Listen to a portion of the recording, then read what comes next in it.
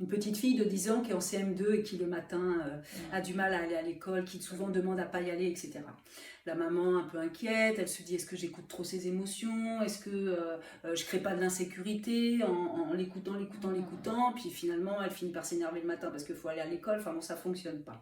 Et du coup elle se questionne qu'est-ce qui se passe pour cette jeune fille, elle a 10 ans. Qu'est-ce qui peut se passer pour elle? Moi, à 10 ans, la première chose qui me vient, c'est, allez, cette petite louloute, peut-être son cycle menstruel va commencer à se mettre en route, les hormones sont là en train d'imbiber tout son corps, les coups de fatigue, de perte d'entrain, peut-être elle a mal au ventre, peut-être elle s'inquiète, peut-être il y a les copines à l'école qui ont déjà eu leurs règles, peut-être il s'est passé des trucs avec les copines où ça s'est vu qu'elles avaient leur première fois, et puis peut-être elle n'ose pas en parler à sa maman.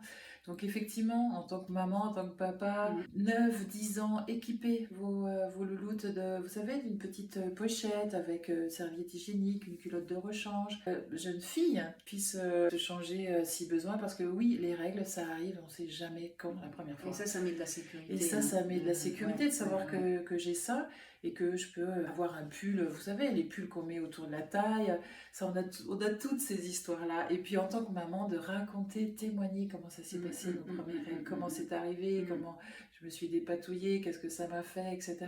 Parce que c'est vraiment un sujet de complicité et d'intimité très important. Carrément, on peut en parler avec la grande sœur, avec la cousine, avec la tante, enfin entre femmes, quoi, faire quelque chose comme ça, où on raconte à cette jeune fille à qui ça va arriver incessamment sous peu, comment on a vécu ça. Complètement. Qu'elle se sente faire partie d'eux aussi. Et puis qu'elle assume le fait qu'elle grandisse, et puis qu'elle continue voilà, d'être fière d'elle, et puis d'aller à l'école, parce que y a les copains et les copines quand même à l'école. Après sur l'école, moi l'éclairage que je peux faire peut-être c'est que des fois on n'a pas envie d'aller à l'école, comme des fois on n'a pas envie d'aller au boulot le matin, et que en fait quand les enfants savent que ça peut être permis, alors on va ritualiser ça aussi, par exemple on peut mettre en place des jokers. C'est-à-dire qu'on décide, on en discute ensemble et tout ça, et puis évidemment, toujours pareil, dans votre système de valeurs, dans votre cadre à vous, vous voyez comment c'est possible pour vous de faire ça ou pas, c'est complètement ok. Si c'est possible pour vous, de temps en temps zapper le boulot aussi pour être avec votre enfant à la maison, vous voyez comment ça peut s'organiser, voilà. On peut décider que, tiens, si on mettait en place une journée, 2 journées, 3 journées par mois, par trimestre, par année, c'est vous qui voyez, c'est des jokers. Et on peut les matérialiser avec des cartes, tableaux, voilà. Et l'enfant sait que, il a le choix en fait. Et que si un jour, vraiment, je veux pas y aller aujourd'hui, je peux le faire. Joker.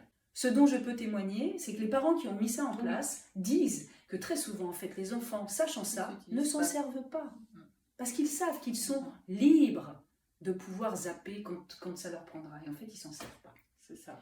Et bien sûr, on va aller investiguer un petit peu, parce que ça se peut, c'est pas l'histoire des règles, ça se peut, c'est pas la fatigue, tout ça, mais peut-être qu'il se passe quelque chose à l'école, avec les copains, les copines, avec le maître ou la maîtresse. Qu'est-ce qui se passe à l'école, avec les matières scolaires, il y a peut-être quelque chose qui se passe là.